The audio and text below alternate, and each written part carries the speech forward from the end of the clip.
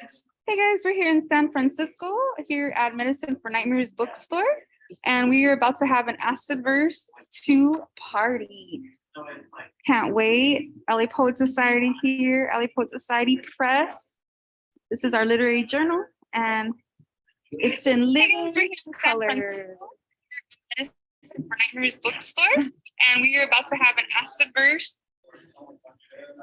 All right, y'all. So we're gonna get started in a bit. You know how poet time goes.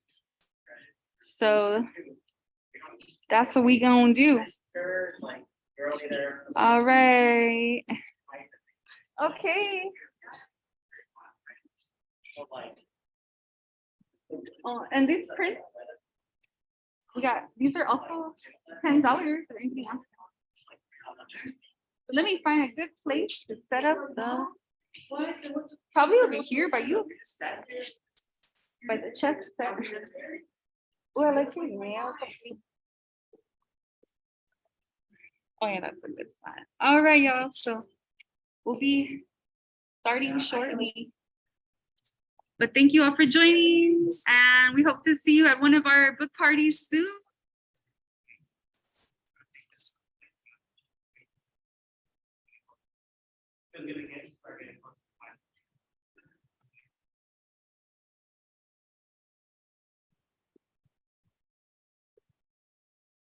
Yeah.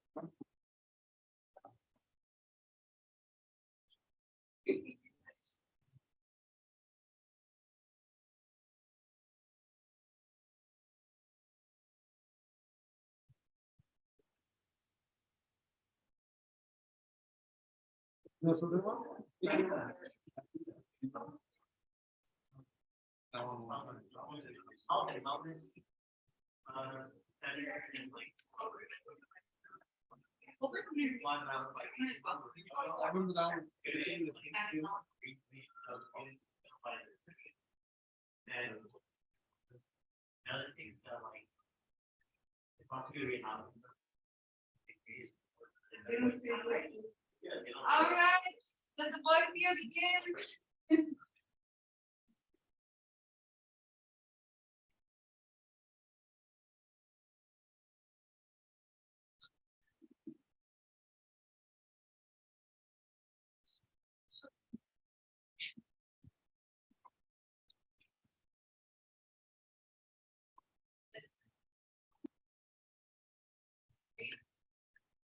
Yeah.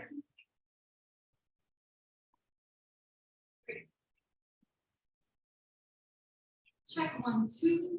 Poet time is always a great time to begin the party. How's everybody doing?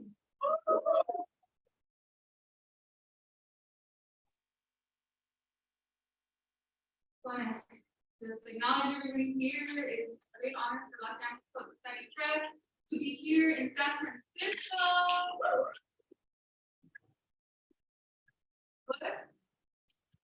Such an here to partner with our brothers and sisters today. And before I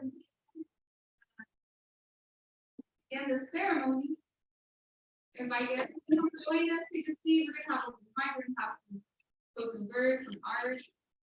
You're all welcome to join. I first want to give a land acknowledgement. I want to acknowledge all of our Indigenous brothers and sisters who occupy this land here known as San Francisco. I want to especially acknowledge the Opunoni, the Chochenyo, the Parkin and Ramatush, and all of our Indigenous familia, brothers and sisters and caretakers of the land. Let us all be good caretakers on Mother Earth so that the next generation can thrive on this beautiful planet. And I just again want to acknowledge the core directions.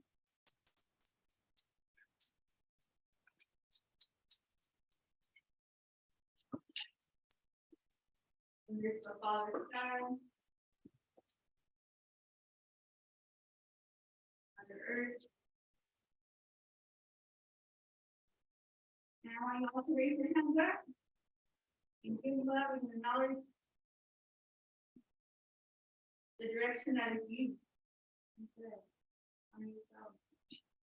Much love to everybody here. Again, thank you, Josiah, thank you for hosting us here. And so excited. I just got in my best friend's house in LA. And yeah, we're looking but we did it, we made it. And I want to thank and acknowledge our editors. So we're here to celebrate Afterverse.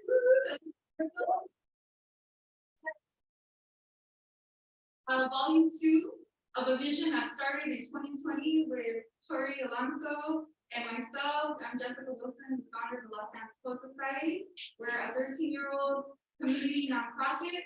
We're really a literary network. We are centered in Los Angeles County, but we work with people all around the world. So there's no borders in our organization. You can join us just like today and be a part of us. Continue with us.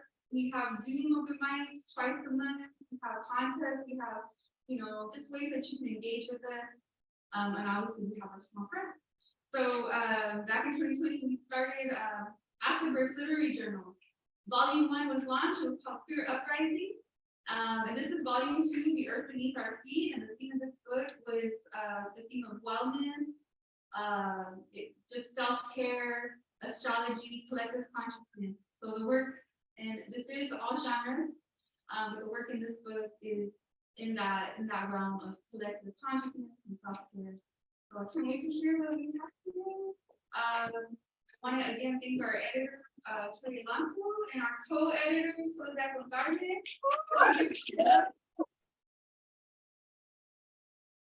And they've helped make sustain this book and sustain the vision. And I'm excited to announce we do have a call. And after the show, you can check in the back that we'll have call recognitions for volume 3. And the theme is going to be music. So musically inspired. So anything musically inspired. And it's a super bonus. Actually, it's like a triple threat. If you get in this libro, you get every contributor gets a free copy, first of all. You get in this libro, then they're going to make a playlist. They're going to ask you for spoken word or some type of audio track explaining your art or your process and making a playlist. So there's gonna be like this cool playlist of the work. There's gonna be a publication, and then I want to take it a step further. We have a playlist, y'all. We gotta make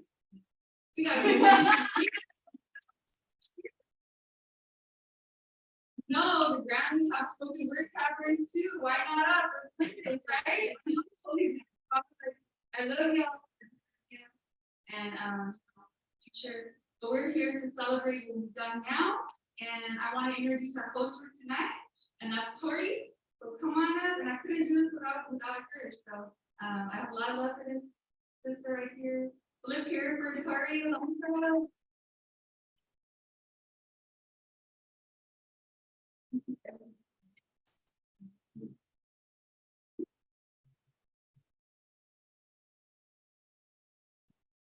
Hey, thank you everyone for coming out on this Saturday. I really appreciate all of you being here. It's such a beautiful celebration and it means so much to me.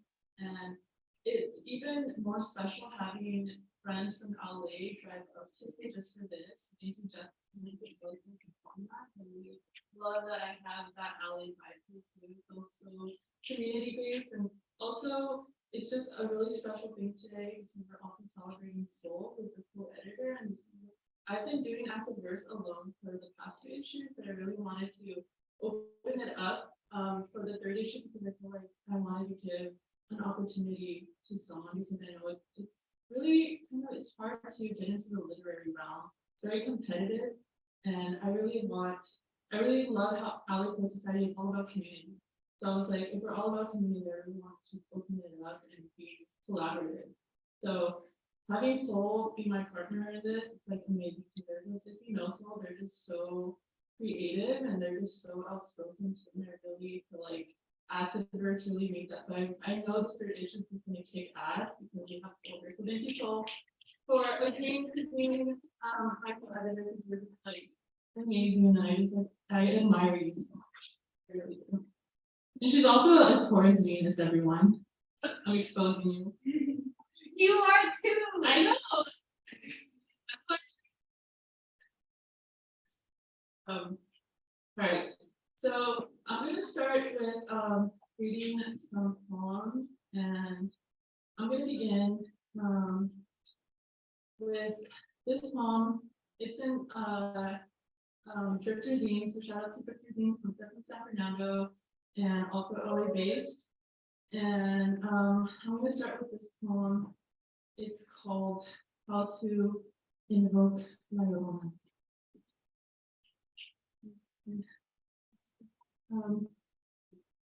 And just a little backstory, when I was a kid, my mom I used to like going and skateboarding out when I was a little kid. So my mom would always be like, come back, or si no te va a agarrar la llorona, like that would be like her threat. But like I was never like, I mean, I was scared, but I always wanted to see her. And I was like, well, who is she then? Like, come out then, you know, pull up. Yeah, so I was like, let me do an invocation to see if she shows up. So this is how to invoke La Llorona. Sleepwalk along the sewers between Figueroa and First Street, where she was last heard, a coyote's howl coiled in moonlight. Light 3 velas beside the concrete, Reza to las tres santitas del barrio, La Santa Maldita, patron saint of hickeys and septum rings, come forth. La Santa Cabrona, patron saint of mosh pits and broken noses, come forth. La Santa Malvada, patron saint of tattoos and skateboard wrecks, come forth.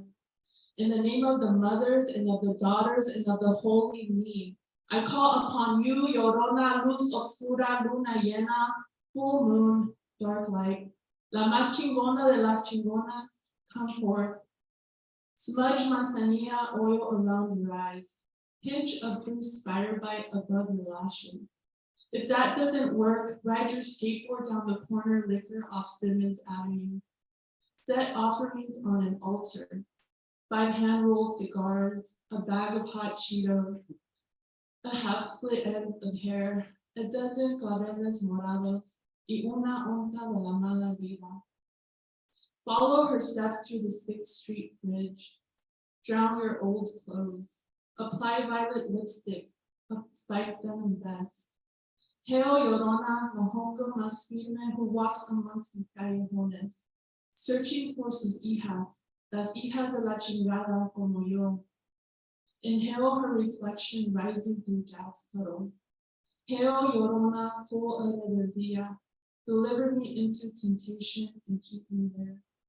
Cast a storm shadowed above the city, a halo of smoke. Thank you. I'm gonna read this poem. So a lot of my poetry has cockroaches involved because I'm from East LA. So if you've ever been to East LA, like you see cockroaches, it's like you just see them everywhere. They're like part of the community. So I grew up like not being scared of them. They're just kind of there. So I just wrote a poem for them. So this is called Pero cucarachas have feelings too, you know. We didn't have cockroaches because our place was dirty. Oh no, Mom made damn sure it was clean. But in an apartment too small for 5 kids, in a neighborhood too close to the sewers, well, the cucarachas always found their way back in. When one bolted from the sizzling pans from La Estufa and onto the ceiling, I named it after a superhero. If one skittered behind the fridge while my brother was mopping, it must have been hiding from something. I named it after a bird. But the one that crawled beneath my cobija while Mom read me a bedtime story was my favorite. I named it after a saint. Our street wasn't bad all the time, but every now and then I hear shots or bites outside. I pull my blankets over my head and pray with my angelitos de la guardia. Some days I'd come home crying when kids made fun of me for mispronouncing words in English, even at a school where most were Latino. But I'd speak to the cockroaches in my room as a queen reciting to her guards. Once at the Quintaco off Olympic Boulevard, there was a cockroach as big as my dad's shoe. My sister didn't flinch. Neither did I. She just pointed to it and said, "Yup, that's how you know you're in East LA." So now when someone yells, "Ah, killed it, mátala," I say, "Pero cucarachas have feelings too, you know." Thank you.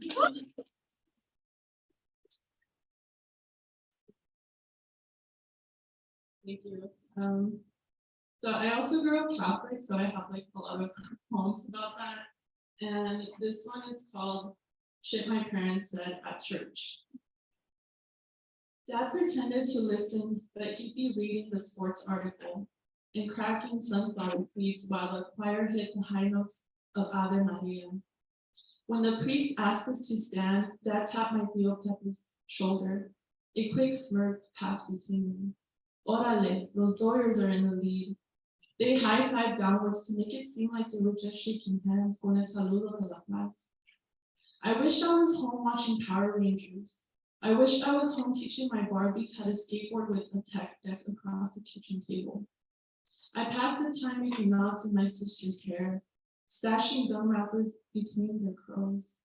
That's when I'd feel Mom watching me from the corner of her eye, from the depths of her left ojo. She'd have esa mirada that said, "Síguele, vas a ver, just wait till we get out of church." I quickly opened a Bible and read wherever it landed. Thou shalt not, thou shalt not. What the hell does thou mean? I look up at Dad so he'd explain. No estés chingando. Pay attention, he said, cracking sunflower seeds between his teeth. The Dodgers scores open on his lap with scripture. Thank you.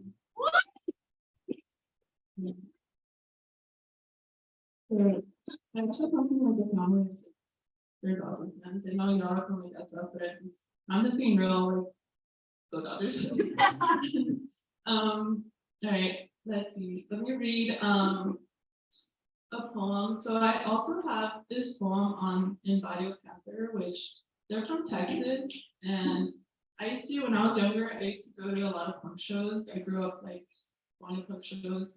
And in East LA, we had these backyard punk shows where like from where I lived in my apartment, like even like 3 houses down, there would be like punk shows like in every corner. And that's kind of just like how I grew up. And yeah, I just grew up being like really into punk, and I kind of wrote. So I wrote a poem. It's called "How to Prepare for an East LA Punk Show."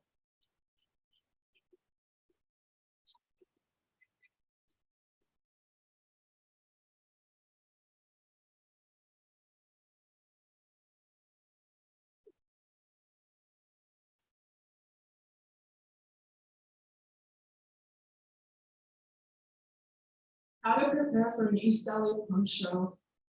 Find a backyard that can handle a herd of Doc Martens stomping on everything, preferably one without Mama's freshly pruned tulips. Raid the garage for Dad's extension cords labeled emergency use only. You think about it, you decide this is an emergency. I mean, you're putting on a party, you know? Call your girls when you run out of hairspray and you need them to save you. Letty walks in with the side of her head shaved. Mari had blue hair yesterday, but now it's pinker than an Easter egg. But you agree, it looks good. They help you style up your mohawk. Mari gets the back, you get the front. Letty climbs a chair and gets the top. It's the routine. Go over the homegirl guidelines for punk shows. We link arms and push our way into the pit. If we end up punching each other like last time, we mono. No hard feelings, right? If one of us gets drunk, we make damn sure no vato tries to fill us up. Oh, and we hold each other's hair up if we gotta puke, because you know, our hair is important. Shit takes long to do. You agree and shake hands, East LA style. Grab your skateboards and follow the cloud of pot smoke rising from 6th Street until you reach Juan. He's drinking a 40-ounce at the side gate of the backyard. The screech from the speakers vibrates up your spine, pounding your heart against your studded bra. You burst in through the gate at the drummer's count of 1, 2, 3, 4. Letty leaps arms with you, and with Mari, you blast your way through the crowd. Take an elbow to the nose, a clenched fist under the eye, a steel-toe boot to the rib, which only pumps you up, so you slam headfirst into Letty, and Letty plows into Mari, and Mari bashed into Juan, and Juan bulldozes into the crowd, mixing sweat and blood, a sacred ritual. Everything's a blur. Mari's on top of Juan's shoulders, twirling a can of those Ekis above her head like a halo. Baptizing a todos con cerveza. We push, get pushed, fall, and get back up. A mosh pit roller derby, rockera style. Guitar licks, bass drums a toda madre, spinning and spinning until the música stops. The vecinos have called the cops about devil music. We pretend it's someone's birthday and start singing happy birthday. The cops think they walked into a typical party, but we used that plan last Friday and the cops don't buy it, so they shut us down. On the way out, you compare bruises with your fellow punks and high five, East LA style. Once you get home, you scrub the beer stains off your jeans before going inside. Check yourself out on the side mirror of your parked car. Apply makeup on those freshly formed hickeys along your collarbone. You may be 16, survived an earthquake in the pit, and think you're hot shit, pero ni mames. You know damn well you still get the chancla from mama.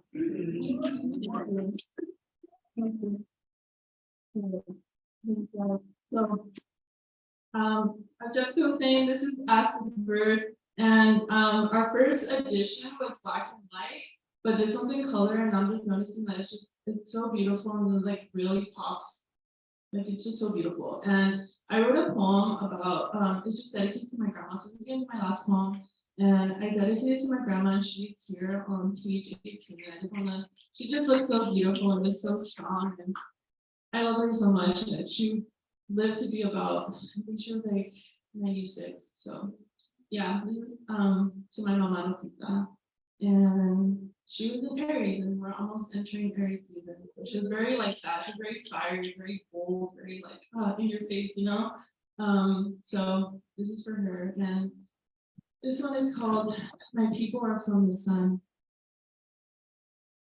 My people are from the sun, abuela, an Aries woman.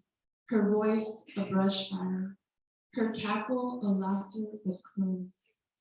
On the car ride to Tapalpa, I saw a lion birthed from clouds. Was that you, abuela, beyond the sun? The hues above pink like guayabas from the trees at your house in Jalisco, where you stood with a machete, guayabas in hand. This little fruit, their glorious smell, sliced with such power, with such dare. I hung upside down from the mountain bars as you fed hummingbird stars, plucked from los campos where constellation grew like crops. At night from the patio, you sang to your pajaritos as you covered their cages with sábanas. When you made me my chocomil, you danced with dandelions brewed at your feet, cut the stems and pop into a pot of fire. You hummed along, your voice like magic warmed my tired chest. You sung and sung. They really don't know what makes a full moon whole, but you and I know, we know. You laughed. That thunder shattered through you like lightning. By the window I watched you cry beads out of your eyes. The majestic yellow sparked a familiar language. Did you know a full moon is two crescent moons joined together to make it whole? You said, as you leaned closer, beyond your glossy pupils, a cluster of milk. There I saw my small reflection, a child, your bones marrowed within mine.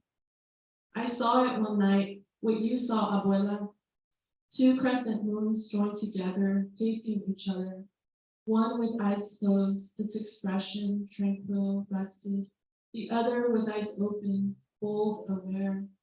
I stayed in the desert, sat atop Joshua Tree rocks, till the full moon rose behind a spiral of moss.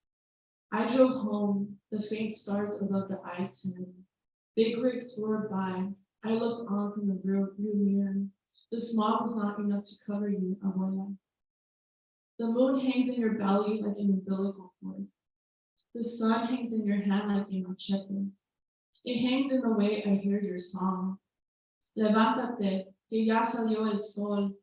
Tus piernas son troncos, maduras y fuertes.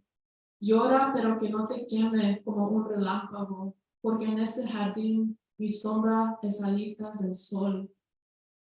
The sun is how you held your stomach when you cried from laughter. The laughter you've always sung, the laughter you keep singing, Abuela.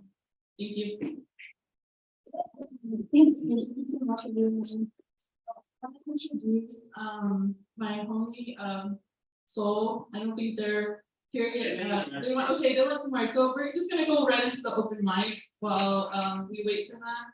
So we're gonna have actually rewind that. We're gonna go straight to Soul. So Soul. It's okay. Hey, you got everyone.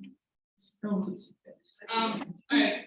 So this next feature that I'm going to introduce, this is Soledad con Carne, the new editor of Acid Verse, and they're just, I really admire them a lot, and they're just such a beautiful person to be around, and so bold, so beautiful, so amazing, so intelligent, and they just offer so many different ideas, and I'm so excited to work with them, because I know this issue is going to be just amazing, and I'm so happy that I get to call my friend. So everyone, welcome Soledad con Carne.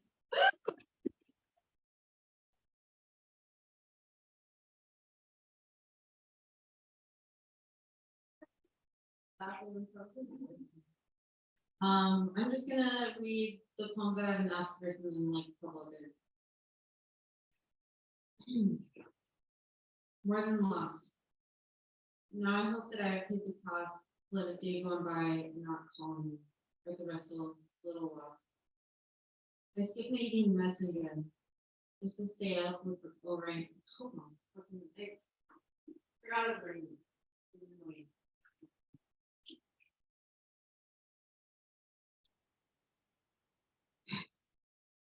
Now I hope that I've hit the cost, let a day going by not calling you, or the rest a little lost. I skip my eating meds again, just to stay up with the Ryan Torres, looking over my shoulder, to read your lettered letters over and over, again and again. I skipped my morning meds again, so I could take my time on a crisp walk and listen to your old tapes on my hand-me-down Walkman again and again, over and over again. I skipped breakfast, lunch, dinner, and snacks in between again, because I wanted to break the stale bread with you, share my last few grains of rice with you. But again, you didn't call. You never showed. You said you'd call. You said you'd show. Thank you.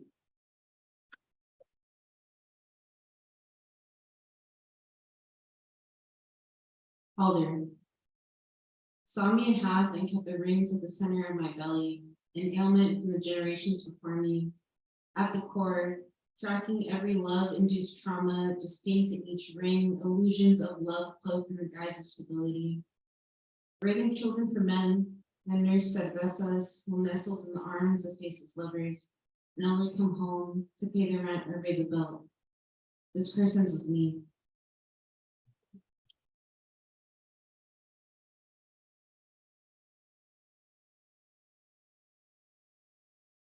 Man, these are old. Oh, shit. Old shit. Okay. This is an LA poem. This is a love poem to LA. I'm homesick, man. Like for real. The base fine, but LA is the best. Specifically San Fernando. A familiar sense of divinity. I found God on the 405, a food for less, and a burger and fries. During a laugh late at night, while wiping cum off my thighs, in conversations on bus benches, holding on to old questions, and walking through crowds on my way to meet with old friends, and after leaving for who knows how long, again, smiling with your dilated eyes. Each time, God says hi. After passively observing, each time, God says goodbye.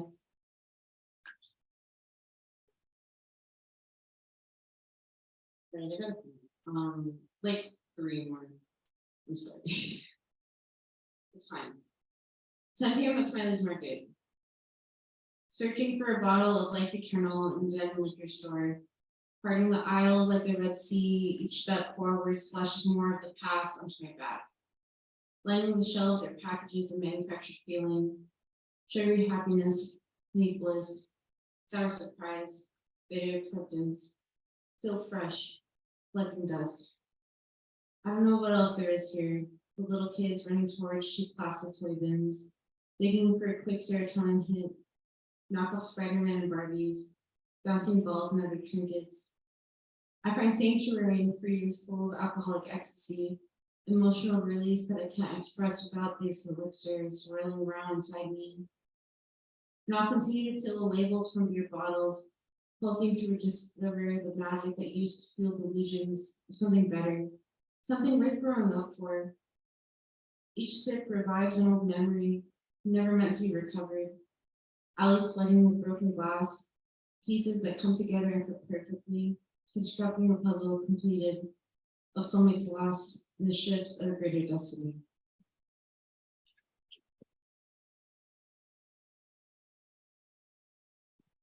Thanks. Okay, so this poem, it's like it's a valley poem, whatever, blah, blah, blah. But my homie Hector wanted me to read it. He's not even here today, but he's at work. But I guess he has bills. He's busy fucking spying on us for the government. An internal heartache lives in the alien. On my knees, my heart breaks each day just to be reborn at night. I spend the best parts of the mornings rebuilding myself for the new cycle to pass by. The next 24 hours are set in a reality where the days are sweet. The scent of lavender emanates from each bushel that grows from the concrete. I walk the only boulevard I've ever known that connects me to each love I've ever shown the slightest bit of myself to. The aisle seat on a metro bus offers me a temporary reprieve from the fatigue that comes with carrying around my Tupperware heart, filled with the shifting weight of disappointment and relief. They take my heart in the seat next to me, and when we part, they hand me back my Tupperware heart. I watch the boulevard glide past me from the window seat, as I wish I had someone else to miss and someone else to miss me. While the evening breeze holds me up and wobbling walks home, I greet each stubborn tree root lifting the sidewalk from under me, as an elder who has always been watching every era of me. Layers of my skin are embedded into that same spot on the street, where I've skinned both knees as I fall into tears that I love and then laughter after trying to catch falling leaves. My skin is constantly being rebroken, open and tender. The cells collect and rebuild the callus that protects every phase that my head and heart and soul will ever be. A sudden burst of rain from the night sky comes down onto Van Nuys and greets me with the gift of a flood, a random blessing bee. I go from drowning in between parked cars on flooded streets to being a liquid in the womb, ready to birth another day, another me. Thank you.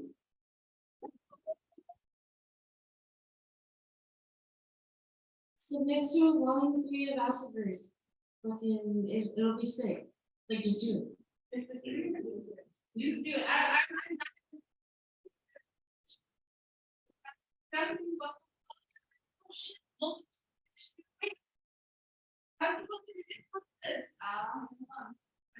Whatever. Yeah. All right. Hey, so before we go on to our final feature, I do want to say that we also have some amazing photographers here in the back, and our photographer who was in the first issue of Asperger's for Uprising and also on the second issue is here in the house. Cheeseburger is here, you know, on the channel, and then there's more awesome work that's there. So please check it out anytime. It's like he's really amazing. He's really great. I'm really honored for him to be here. And what else did you say? Okay. Okay, I might be back because I feel like I'm Sorry, I forgot. Okay, so the next reader is an amazing poet and artist. Elizabeth Jimenez Montelongo is a poet, visual artist, and educator based in the SF Bay Area. Her visual artwork has been exhibited across the United States, and her poetry has been published widely. She is a member of the board of directors of Poetry Center San Jose and 2021 creative ambassador of the San Jose Office of Cultural Affairs. And she is also, did you say co-editor, editor of Larais? Larais? I just remember the whatever. What's the name? I'm sorry, really bad.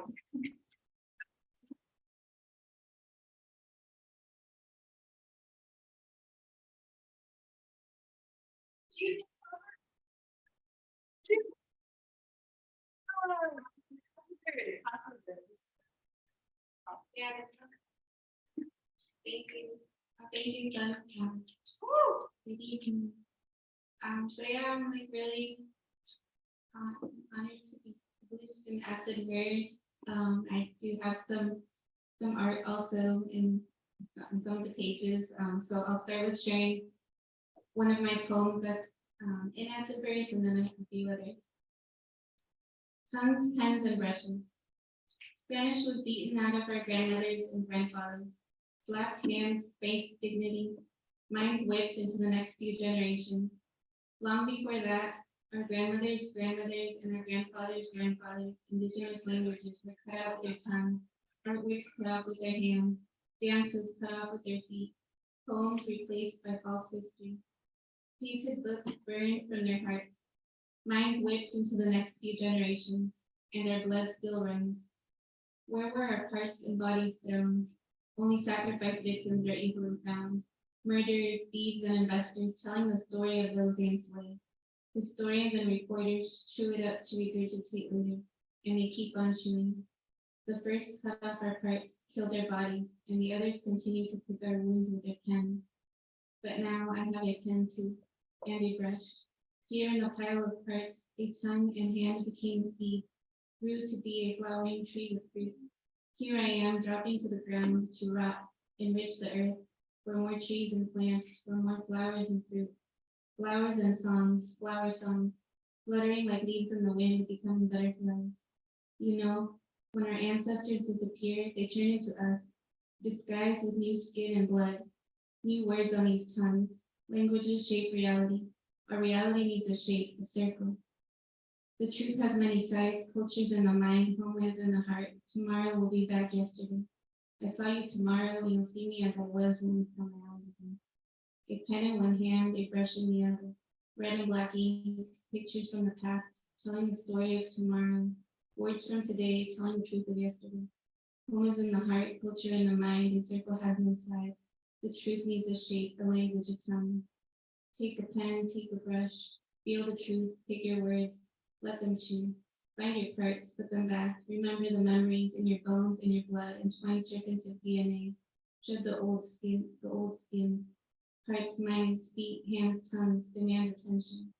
Bring our minds to the coming generations. Say the words, say it now. Watch the tree grow.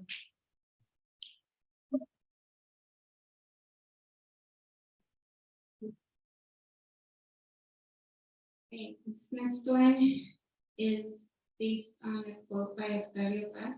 La justicia poética incendia campos del pueblo, which is poetic justice burns fields of shame. It's called Brown Eyes Speak. Brown eyes that carry shame, but it is not their own shame they carry. Brown eyes observing for brown hearts that were mistreated. Shame of what they had and you didn't. Shame of what they know and didn't tell you. Whose shame is that? Not yours. Let's send it back. Brown eyes speak. Did you ever speak Spanish, the language of family, of fun? Did somebody ever frown at your language, punish you, mock you, threaten you? Did you have brown eyes to understand it? Brown eyes speak. I looked into their little eyes looking up at me. They love me because I see them. They know I know. They know I love them too. For them I speak. Brown eyes speak. Whose shame do you carry when your lunch is a warm burrito and you see a cold, dry sandwiches? I ate mine happily, feeling my mom's love. Someone forgot to tell me that their food was bad. Brown eyes speak. There was one teacher in elementary school that made eye contact with me. She spoke to my mom with respect. Wonder why an 8-year-old noticed that. She said my baby brother was cute, and that made me feel I was real at school. My family was real at school. Brown eyes speak. A librarian shows me what a good books are.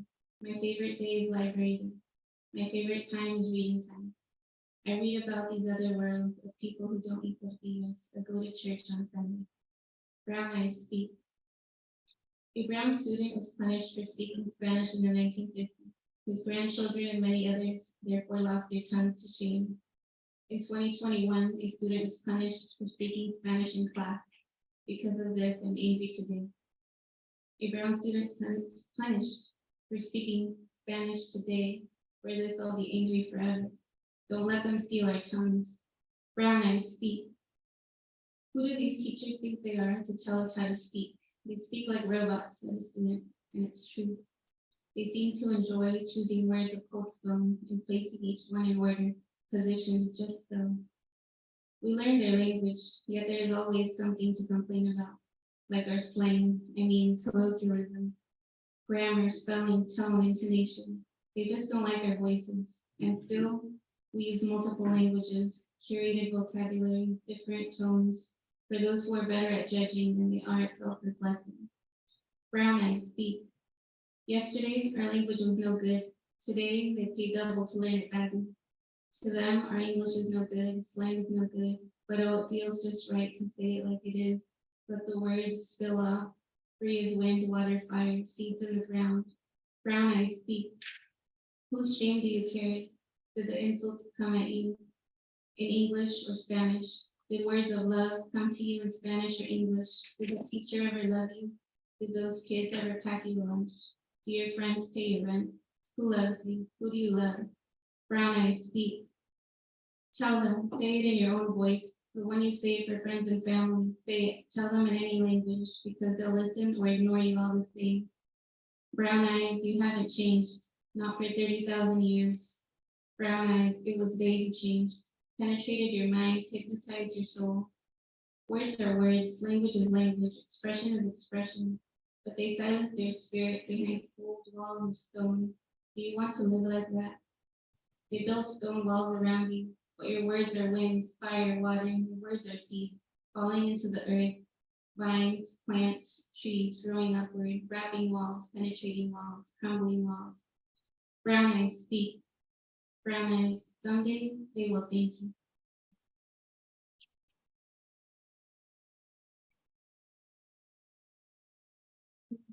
That sometimes makes me emotional. That.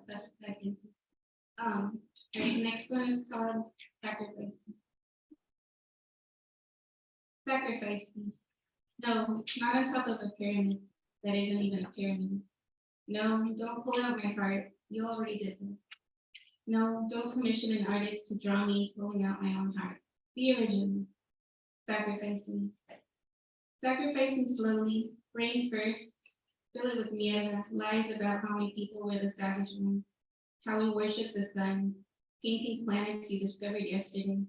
But the sun drank blood. Tell me how we worshipped white skin, waiting for the return of Quetzalcoatl, who had grown 2 heads, 4 legs, and sharp swords that could write lies in Latin languages. Then call me Latino. Sacrificing slower, body next. Tell them to feed me powders, keep my mama busy working for you. Tell them to feed me white rice cereal, get the diseases started early. The doctors got bills to pay. Keep me in my seat, keep me snacking on sugary snacks, sugary drinks, legal crack for kids. Fast food in the school cafeteria, vending machines in every high school. Recess, who wants to play on concrete, not a tree in sight. on a playground with no swings, one slide for a dozen kids. You have to ask if you want to use a ball, but they ran out anyway. And you call me sick? Sacrifice me more quickly now. Face it. You still want my heart. You raped, killed, enslaved, tortured. No exceptions for babies and little girls, and you still do. But no matter, because we ripped each other's hearts out, supposedly. And that makes us worse. You ripped out my heart and it was easy. As easy as ignoring me, as easy as excluding me, as easy as telling me you're better than me, saying your mom is better than mine. All lies clearly, as easy as telling me you won. So now you can feed off my milk guilt-free, drink my blood, wear my brown skin, hang my long silky hair on your wall as a trophy because you sacrificed me in your dreams. Wake up, I'm not dead yet. My long silky hair is seeping into your walls. My skin has attached itself to yours. My blood and milk gave you life, gave you lengua y corazón. You chopped me into pieces and now I surround you. Wake up, I'm not dead yet. I got my body back, shoved my heart back in my chest. You picked the mierda from my brain. Your God has not swallowed me. Here I am speaking echoes of your sacrifice. You sacrificed me. And my body became the earth, became the plants, became animals, became you.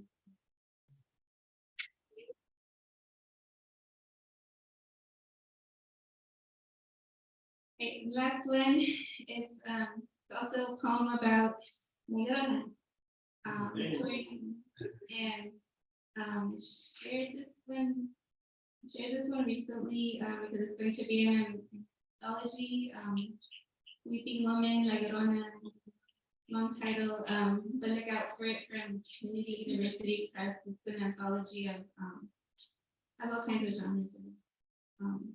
Right, and it has a dedication as well. Dedicated to La Raza on the 50th anniversary of the Chicano moratorium, Los Angeles, California. This poem refrains La Llorona's screams as a call for healing from the ongoing violence of colonization, while serving as an ofrenda for the children and the ancestors. A celebration of our resilience, our continued decolonization, and community empowerment, and a reminder of connection with each other in the universe and the great spirit. I heard it, called Ay Mis Hijos. Sometimes La Llorona screams in my ear, Ay Mis Hijos, and I remember the children, the sacred children, heirs to the power of the Great Spirit, the ones who became one with the quiet mountains and the violent earthquakes, with the ocean breeze and the swirl of hurricanes, with gentle streams and fierce rainstorms, with the glow of the sun and the bolts of lightning. Ay, mis hijos. Sometimes La Llorona screams in my brain, Ay, mis hijos, and I see the evil, a violent quake of greed, a rainstorm of sorrow, a hurricane from across the sea, piercing thunder and sharp ends. I know the price of wealth and power. Ay, mis hijos. Sometimes La Llorona screams in my heart, Ay, mis hijos, and I feel the sorrow and the sharp ends recovering from the quake of greed, from the desire of the fate of the demon. Ay, mis hijos. La Llorona that screams, she wants her children, my ancestors, her children, my diaspora of primos, her children, my family, her children, me, her children, mine. Because La Llorona is my blood, not a ghost, not a tale. La Llorona wants her children. Ay, mis hijos. She calls us back from the far reaches of the other world, from the farther reaches of this smoky world, calls us to journey to the underworld, challenges us to make it back alive, more alive than we've been in centuries, more alive than the day we were born, more alive than her screams. Ay, mis hijos. She screams and I listen. Ay, mis hijos. Echoes in my ears, in my brain, in my heart, echoes back in time through my blood, and my blood answers with words that gush from my wounds, and my heart answers with my sorrow, and my brain deciphers the unspoken codes, and my ears hear the message in between. Ay, mis hijos. The hijos answer, and sometimes it looks like art and poetry, like flower and song, in Xochitl in Cuica, and sometimes it looks like comunidad y cultura. Sometimes it looks like me being angry, And sometimes it looks like the lightning that splits the sky to make dead hearts beat. And sometimes it looks like a rainstorm that floods with emotions that topple the dams of denial. And sometimes it looks like the hurricane in its very quiet eye.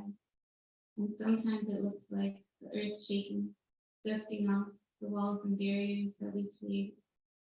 Because we are all one with the Great Spirit, heirs to the power, the sacred children.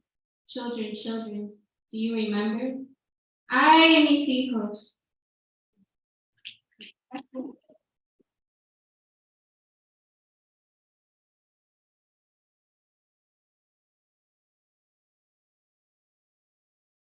Elizabeth, that was very beautiful.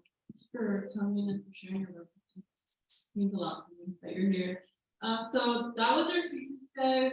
Thank you, Elizabeth. Thank you so much for featuring for us, and hope you all enjoyed it. So now we're gonna go and we're gonna go straight into our open mic, y'all. But before I do that, I just want to remind you all that Los Angeles Poet Society is posted up back there. We have totes, we have shirts. We have new acid bursts in color, which is beautiful. We have stickers, we have pencil boxes, whatever you need. Just check it out if you're interested, and also cheeseburgers photos are on the other side, and it's very beautiful as well. So for our open mic, we are going to start with, is it Javi? It's Javi. All right, Javi. We're gonna start with songs to get up, everyone.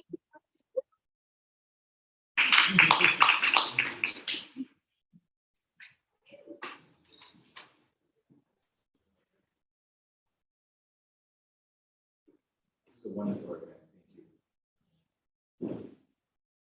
Walking for miles across the Boricua lands of North Philly, skull and bones flags hoisted high, men in trucks instigating earthquakes, sound systems, kids on Schwinn's, Packwise, Weedy Pops, tattoos, tired-looking people. Mommy said it reminded them of Williamsburg. Still in the 80s, old school, blood links to hoods of time past, almost forgotten.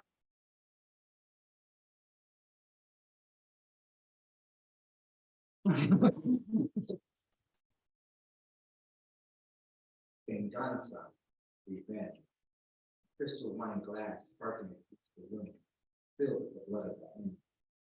Sing slowly, salivate, pulsate, red satin lips, fingers caressing, capturing the warm texture sound of the food.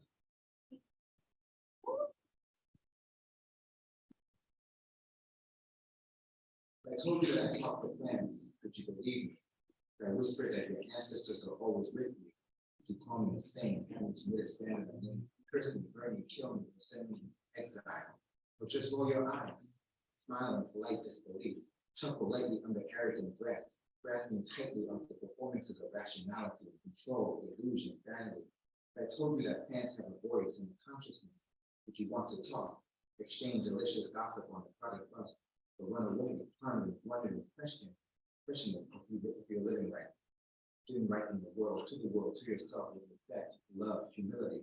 I told you that I talked to plans and that they responded. You want to change your life to go in. Thank you.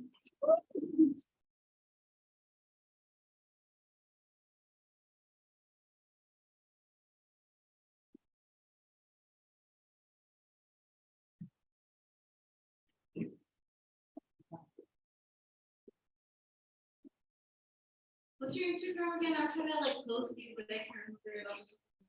I asked for a copy. Okay. Hold up, I got it.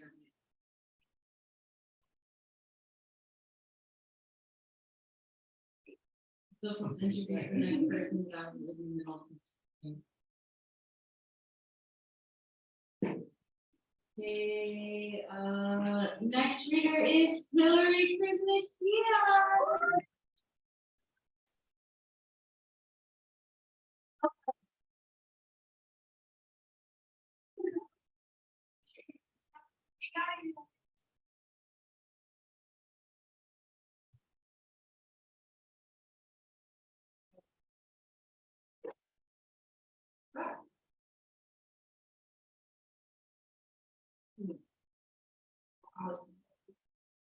Um,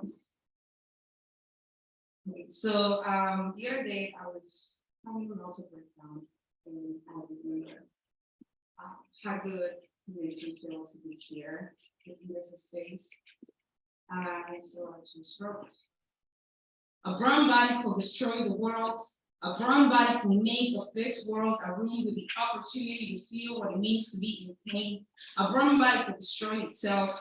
A brown body will make of this world a questionable living situation. A brown body lives in a questionable living situation in a place that holds the dream of becoming just a body. A brown body can walk for food, but chooses to cover their feet with shoes because nobody should feel the ground unless you're a hippie or something outside of brown. A brown body cannot accommodate to privilege existing in the argument of outside of a privilege. It should be a right to all, like having a plate of food in their table, like walking in the streets without being perceived as a threat. A brown body chooses to walk barefoot, and in the corner it gets shot. Because a brown body, if it doesn't assimilate, it will get killed. A brown body doesn't live in the idea of becoming a recognized poet. A brown body walks in the feeling and existing of acknowledging that our journey moves beyond borders. A brown body always has to breathe.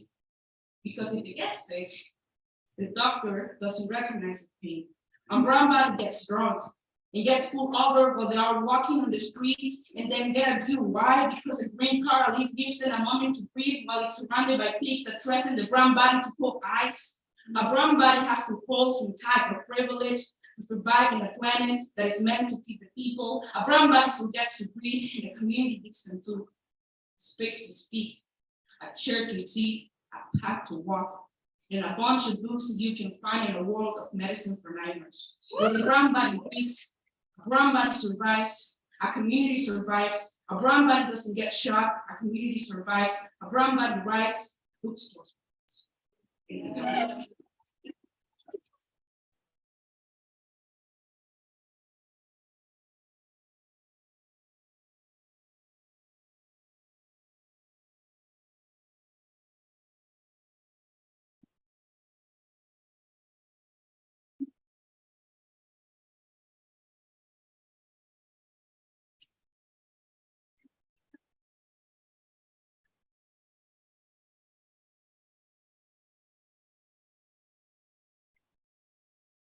That was so dope. I appreciate you coming up here.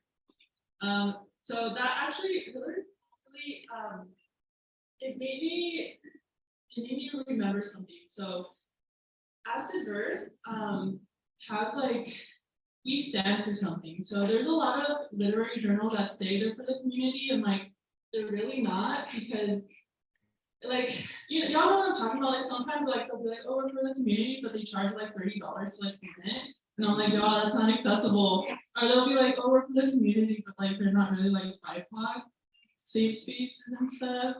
And yeah, you guys know what I'm talking about. But we did post something that I just want to read because I feel like it's just important. And so I just want to say, since this is like Acid Versus celebration, we just want to tell y'all that we really are like for the community. So I just want to read this little part that we have on Instagram.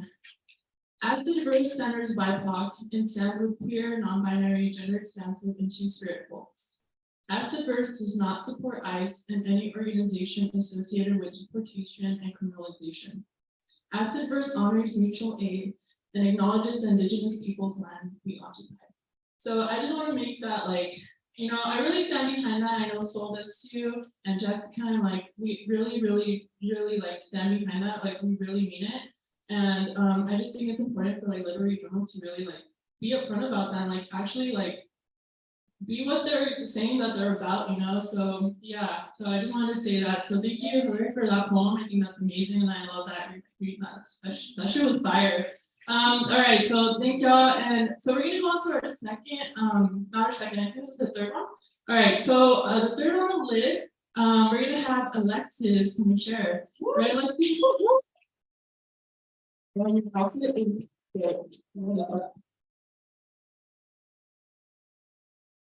I actually have 5 to 8 minutes. Yeah. All right. Oh, yeah, no. Sorry, I'm a little tall.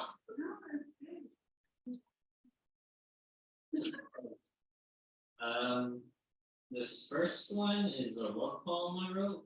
So it's called Reshape. I shed my skin like clothes, a slave for you.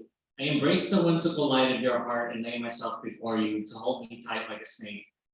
I drain my veins like a river, a stain for you, as I no longer worry from everyday stress. Your whispers in my ear as if telling secrets on the playground, childlike in your wonder. I melt my bones like metal, a mold for you, with your kinetic energy, so you may reshape me to all the ways you desire, to love me in each and every way, so that I may be your ceramic ode that the poets will write about for centuries. There's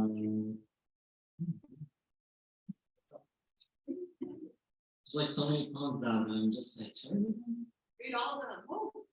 but this one's called Thermodynamics. This is just me, yeah, I'll just read it. The anxiety waiting for the change of heat energy between two systems. Black body radiation, meaning we absorb heat, we radiate heat. Energies intertwine between forms of matter, or stardust to be more specific. The change is something grotesque but beautiful in every way, in the sense that both systems will reach an inevitable equilibrium of energies, meaning that the change will surely be something, whether good or bad, but will eventually be okay.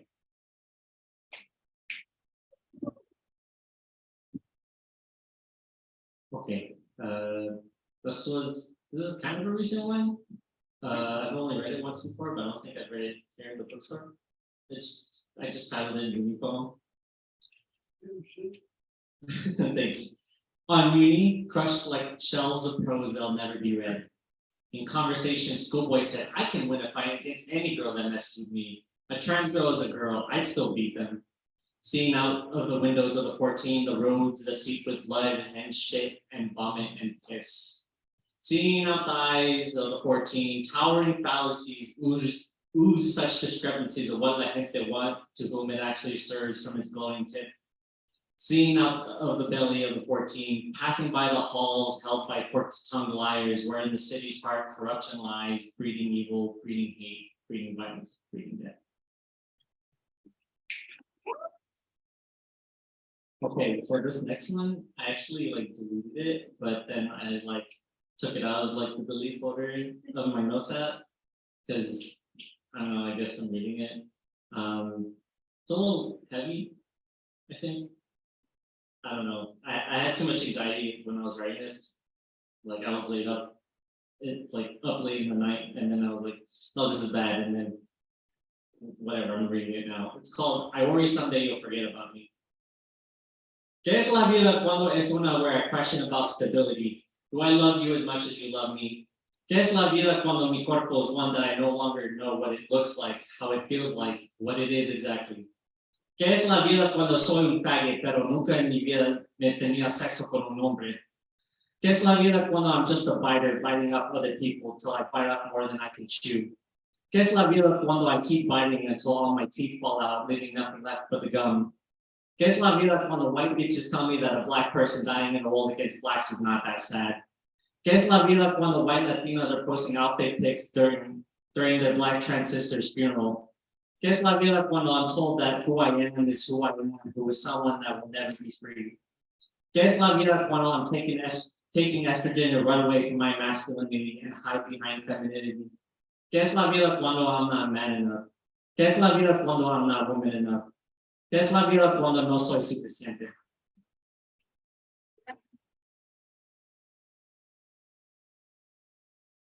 Okay, this last one's a really short one. Yeah.